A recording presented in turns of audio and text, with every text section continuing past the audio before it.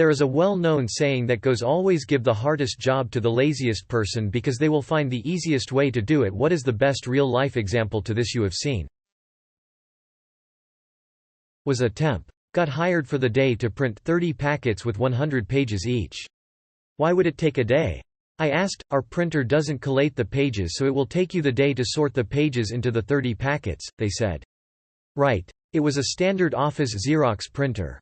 It took me all of 30 seconds to find and click the collate button. Click the staple button while at it. All got printed by itself into nice stapled packets, and I got paid to browse internet for the day. They thought I was a genius for fixing their printer and gave me glowing recommendations to the temp agency that led to more jobs. At my last job, a truck suspension shop, we did inventory every December, and it was someone's job to count all the washers and screws of every size. It was my first inventory, and I casually mentioned that they should just weigh one screw or washer, then weigh them all and divide the weight to get the count. Everyone looked at me like I had given them the key to the universe. Counting washers and screws went from a day or two, to just a few hours.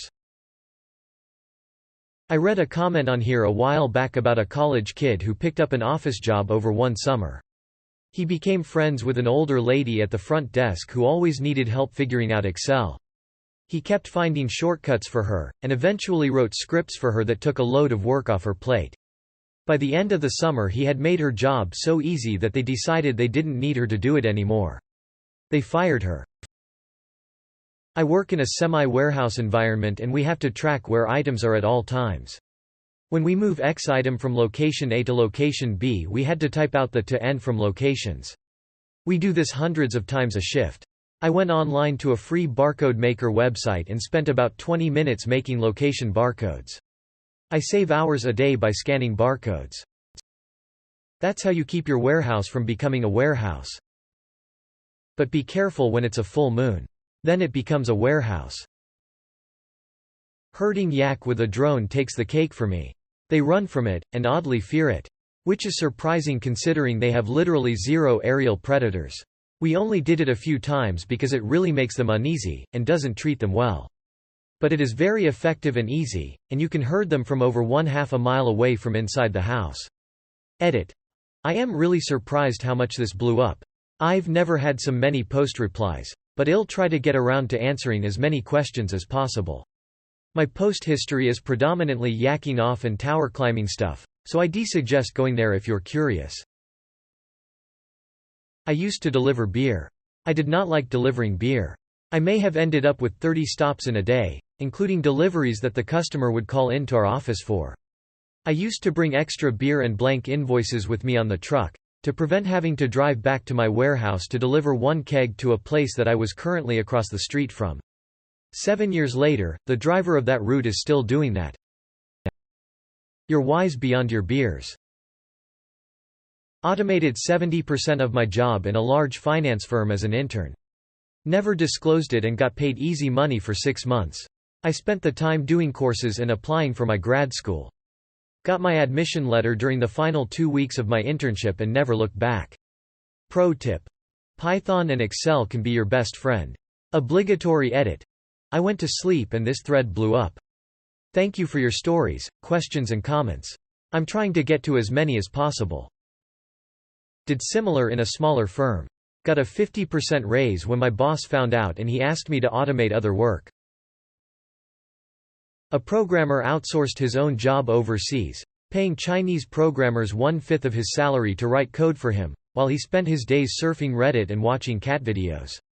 His performance reviews praised him for clean, well-written code and called him the best developer in the link.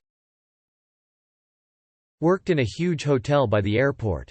We had layover with over 400 people, I think we were 3 employees. They had buffet for dinner and then left to go to bed since it was 1 or 2 am.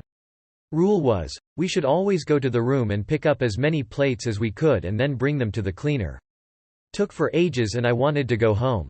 I decided to roll out the cart and collect the plates and put them on the cart.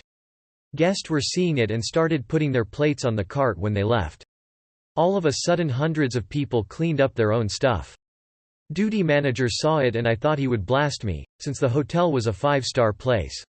He just looked at me, smiled and said that's why I like to hire lazy people. They think of ways to finish work faster. I worked at a chain restaurant, and in my last few months there we got those stupid table kiosks that customers could pay at. There was a survey at the end of every transaction, and our managers added new performance metrics based on how many people paid using the kiosk and also how well our service was based on the surveys. One asshole would just fill the surveys out himself after his customers left and gave himself 5 stars in everything. Dude was always ranked top of the servers. Fucking genius. In high school we had to do 4 book reports every year. A friend of mine did his on each Lord of the Rings books and The Hobbit freshman year and turned in the same 4 book reports for the rest of his time in high school. You switched English teachers every year so no one ever caught on. I was never brave enough to try the same thing. My friend who'd take his baby's clothes off when he fed him. Next level brilliant. Spray the kid off after. Good plan, until that baby starts preschool and proceeds to strip off his clothes every day before lunch. I have an example of how the truly lazy will sabotage tracking so no one knows shit is broken. There was this guy at a software company that does integrated software systems. He hated his boss and his job and apparently most of his team. Every time he was assigned a bug to fix, he would mark it resolved and assign it to a no-reply email address associated with the team. The odd thing that I don't understand is how he managed to keep issues from getting escalated to other real people. At any rate, no one caught on. When he found a new job and a couple people on his team took him out for drinks, he said, "You should look into all the bugs I fixed." I never did any of that. So the guys who took him out for drinks went back and audited his work and were like, holy fuck.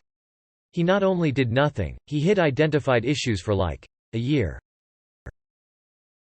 Was tiling a bathroom floor. One young guy the first was working with was cleaning up when we were done. I told him to take the leftover tile back downstairs to the truck, and then went back to cleaning what I was doing. 10 seconds later I hear this huge crash and then a soft "oh, right." He had gone out onto the balcony and dropped them down to the truck, shattering over $100 worth of tile. He said he thought it would be faster. He wasn't exactly wrong. Maybe not the most impressive story here, but I thought it was a great sidestep of effort nonetheless. Coworker of mine had to get rid of a smaller junk fiberglass boat with no trailer. Our other coworkers are all telling him how much time and money he's going to need to spend to get rid of it, and he's just saying, "Oh, is that so?" He took off one day, and sat down on his lawn with a cooler of beer. That day was garbage day. Inevitably, the trash guys roll up. He hands each of them a cold beer, and says, "Hey boys, got $50 for each of you if you help me out real quick." They fed the entire 12-FT boat into the packer, crushing 2 feet at a time. I remember having to peel 20 kilograms of charred eggplant at a restaurant I worked in. I asked the chef if there was an easier way to do it. His reply was, "Yep, get someone else to do it." I'm in corporate accounting, and I'm the only one in my department with a CPA. Of course, I have to take continuing education for my license, and I usually take as many hours of Excel courses as I can each year. By learning the keyboard shortcuts, advanced formulas, and a bunch of useful hidden features in Excel, I'm able to get most of my work done in less than 2 hours, then spend the rest of the day browsing Reddit and watching YouTube videos. Thank goodness our cubicle walls are high, or I'm sure they would have fired me by now for being on my phone 6+ hours each day.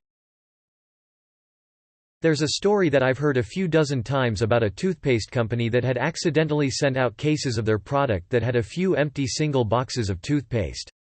The company had endeavored, not only to rectify their mistake, but to ensure they did not repeat it. They hired an engineering company that designed a scale and alarm shutdown system. If an empty carton was passed down the production line, klaxons would be triggered, and a full stop would initiate until the offending box was recovered, and an all clear had been entered into the computer system, before production could resume. The company paid through the nose, but was ultimately pleased with their failsafe, and the engineers patted each other on the back. A few months pass, and the engineers returned for quality control. The toothpaste company reported zero margin of error for weeks. Turns out, one of the minimum wage hairnet types on the assembly line didn't appreciate the sound of klaxons, or working with computers. So, he or she had aimed a large fan at the production line, before the scale, that blew the lighter, empty cartons off of the conveyor belt. Problem solved. During my intern, my professor gave me line graphs made on paper and asked me to find the coordinates by drawing horizontal and vertical lines. It would have taken hours if not days. I thought to myself I couldn't be the first one who is lazy AF. So I googled it, found this cool free-to-use software web digitizer. Step 1: Scan the graph. Step 2: Mark the X and Y axes in the picture. Step 3: Grab a beer cause you got the nicest MF graph that you couldn't have drawn by yourself in a million years. My professor was so happy she asked me to document the method and mail it across the entire department. Edit: I am so sorry people for not replying earlier. I had no idea this would blow up, so I didn't bother to check Reddit at work. To answer your question, yes, I did share my original method with my professor and the entire department. 1. She was a really supportive professor and I wanted to return her favors, even if this software might have been the tiniest help to her work. 2. The original developer of this software made it available online for free. He could have made it a paid service, and believe me, researchers would have paid because it is that good. But he kept it free for all of us to use, and it was my responsibility to share his work as much as I could. Link for those interested to try this software. Cheers to the developer Ankit Rohatgi. Worked as a cashier during the holiday season back when I was 16. The supermarket was selling drinks by the boxes and at that time, we only had barcode scanners that was at the front of the computer. No gun-type scanners existed. I was lazy and didn't want to carry boxes up to the scanner. So I politely asked my customers if I could carve out the barcode from their box to scan and keep. Some agreed, some didn't want to, but eventually I managed to amass all the barcodes needed. Labeled them and kept them in a file for easy reference. Apparently some other cashier got green-eyed at my smart move and complained to the chief cashier, who promptly lectured me on bullshit alert. How it's dangerous for me to scan such barcodes as I might scan the wrong things. She told me to throw it all away and carry the boxes like I was meant to. I mean, I was young so I could, but the other cashiers were older and some were elderly and needed the customers themselves to help carry the boxes to the scanner. But whatever, I guess jealousy trumps common sense. I used to process HSA claims, around 10+ years ago. One system we had to use back then was an old-as-hell terminal program that took 4 line items per page, that's it. For a usual claim, no big deal, not too hard to keep track of things over 2 or 3 pages. For a longer claim, most fit on one. However, we had the dreaded shoebox claims. This was the person who saved up every receipt all year in a metaphorical shoebox, and sent everything in, once a year, to empty their account. We hated them. Dozens or hundreds of line items totaling thousands of dollars. Just because you only have $500 in your HSA doesn't mean we get to stop there. If you sent in $4,000 in receipts, I gotta account for it all. Totally killed your numbers for the day, and they tracked claims per hour religiously. The main issue was double-checking that everything added up right when you were done entering it. At 4 items a page it took forever to tally. So, I made an Excel sheet. It was laid out so I could enter every single line, then run a macro that would calculate the needed totals, and dump all the text to a text file formatted exactly so I could select 4 items at a time, and paste them directly into the terminal window from the default starting cursor position, and every field would fill in automatically. Copy, paste, next, copy, paste, next, copy, paste, next, etc. etc. It easily halved my entry times, with way less work. Finding any typos was much easier. I just had to look at one column organized sheet instead of scrolling through God knows how many pages of terminal text. It was great. I showed it to my manager so the rest of my team could use it. She was horrified I would use something like that, as no human was double-checking as they went along. This despite demonstrable improvements to my error rates on large claims after I started using it. She ordered me to stop using it and forbid anyone in her team from automating any part of their job at all. I kept using it for all of the 2 months I stayed there after that. I had some of the highest claim per hour numbers and lowest error rates on her team. I never developed any more tools for them. Fuck her. I don't know that I have a specific example, but a buddy of mine and I used to spend our time working out the most efficient way to do our jobs. We used to tell ourselves I'm not being lazy, I'm just being efficient. It became an almost daily thing. Why are we doing it this way? This is stupid. There must be an easier way. Then we'd find that and implement it. 9 months ago, I'd made my job so easy it was eliminated. Be careful what you wish for. Someone gave me a report they'd been doing manually for literally years, using nothing but Excel and Access databases that took 2 people upwards of nearly 3 hours to complete. Got that shit automated down to 30 seconds in a few days. I'm not about your stupid VLOOKUP bullshit, Brittany. Be nice to your build engineers. They know how to take the easy road. Here's the full text for those scrolling by. XXX. Okay, so, our build engineer has left for another company. The dude was literally living inside the terminal. You know, that type of a guy who loves Vim, creates diagrams in Dot and writes wiki posts in Markdown. If something anything requires more than 90 seconds of his time, he writes a script to automate that. XXX. So we're sitting here, looking through his, legacy XXX. You're gonna love this XXX. Smack-my-bitch-up.sh sends a text message late at work to his wife, apparently. Automatically picks reasons from an array of strings, randomly. Runs inside a cron job.